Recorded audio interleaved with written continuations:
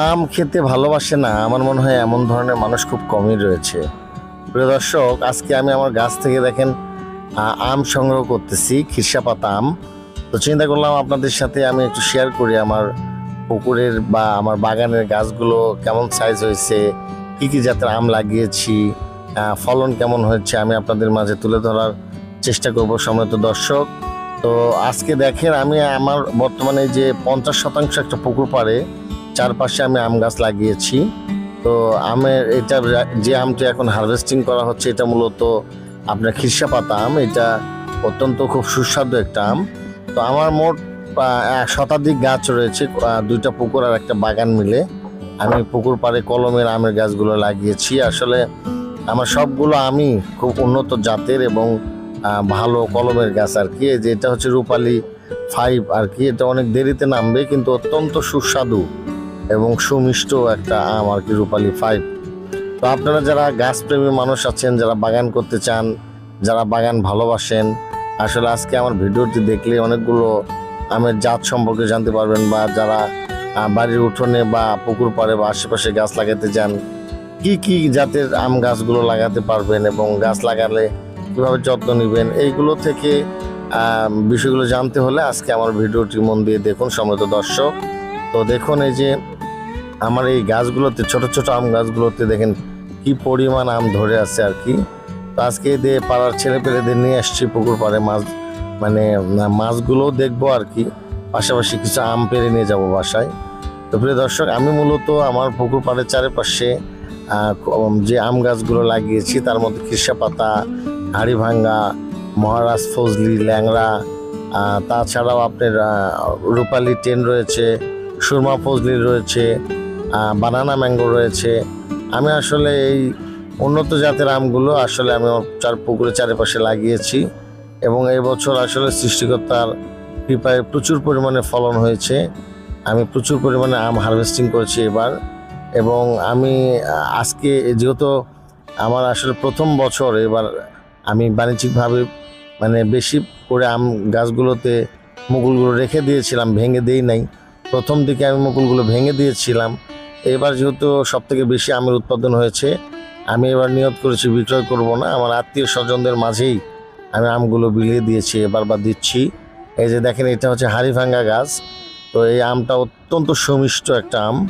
এই হাড়িভাঙ্গা আম আসলে বাজারে সবসময় এর একটা ডিমান্ড থাকে। তো এই আমগুলো আমি খুব যত্ন সহকারে সংগ্রহ করতেছি আর কি। এবার আমি আসলে কোনো অবস্থাতেই বিক্রি করার ইচ্ছা আমার নেই। তো ইনশাল্লাহ আগামী বছর যদি ভালো ফলন স্রষ্টা দেয় আর কি, তাহলে আগামী বছর আমি অনলাইনের মাধ্যমে এই আমগুলো আপনাদের কাছে পৌঁছে দেওয়ার চেষ্টা করব সম্মানিত দর্শক। তো আসলে দেখেন আমার পুকুর পাড়ের আম, পুকুরটা ছোট, পুকুর পাড়ের আমগুলো আমার পাড়া শেষ আর কি।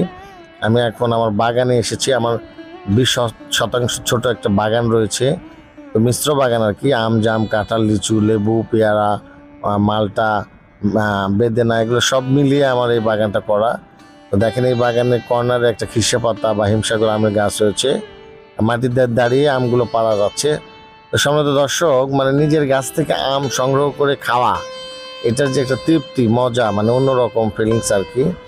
তো দেখেন এই যে এই আমটি হচ্ছে মহারাজ ফজলি, প্রায় 1 কেজির কাছাকাছি ওজনের সাইজ হয় আমগুলো এবং অত্যন্ত সুমিষ্ট আম। তো এই আমগুলো এখনও পুরোপুরি নামে নাই। তো আমি কিছু আম পেরেছিলাম, পেরে আমি বাড়িতে রেখে দিয়েছিলাম, সেগুলো পেকে গেছিলো। তো আমি সেগুলো খাইছি, অত্যন্ত সুমিষ্ট এবং সুন্দর আমগুলো। এটা হচ্ছে মহারাজ ফজলি।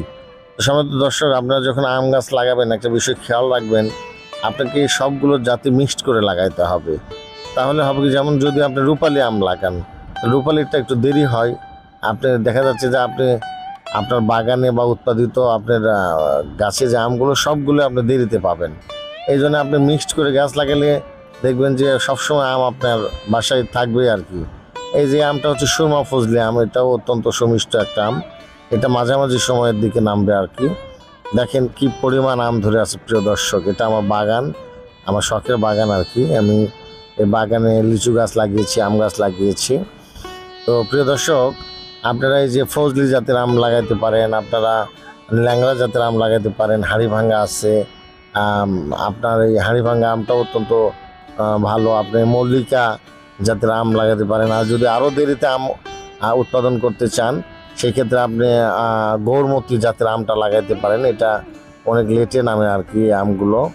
তো প্রিয় দর্শক দেখেন, আমি এই বাগানে এসে মাঝে মাঝে বিকেলে আমি সময় কাটিয়ে যাই। আসলে বাগানে আসলে হৃদয় ভরে যায় আর কি। তো দেখেন এই ছেলেটা আমার আসলে পাড়ার ছেলে, আমার প্রতিবেশী। তো তাদের সহযোগিতা নিচ্ছে আমি। আম মানে এরা ছোট মানুষ, মানে গাছে উঠতে পারে, এদের দ্বারা আসলে যেহেতু ছোট ছোট গাছ ঝুঁকি কম, এদের মাধ্যমে আমগুলো পেরে নিলে আসলে তাদেরও আমরা আম শেয়ার করেই খাই। তো সেই ক্ষেত্রে দেখা যাচ্ছে যে আমার আমগুলো ভালো থাকলো, তারাও কিছু আম খেতে পারলো। তো প্রিয় দর্শক, আপনারা যারা বাগান করতে চান এইভাবে ভালো ভালো গাছগুলোতে বাগান করবেন। ছোট গাছে কখনোই ফল নেবেন না। মুকুল আসলে মুকুলে পরিচর্যা করবেন, মাঝে মাঝে গাছে খাবার দিবেন, সেচ দিবেন, এবং গাছের আশেপাশে যেন আগাছা না থাকে সেগুলো খেয়াল রাখবেন। তো এইভাবে যদি আপনারা যত্ন সহকারে বাগান করতে পারেন, গাছ লাগাতে পারেন, সম্মানিত দর্শক, আপনারা অবশ্যই লাভবান হতে পারবেন। এবং আপনারা এভাবে প্ল্যান করে আপনারা অবশ্যই মিনিমাম 10 হাত পর পর আপনাকে গাছ লাগাইতে হবে, না হলে বেশি চাপাচাপি হলে পরবর্তীতে সেই গাছের ফলন আসলে ভালো হইতে চায় না।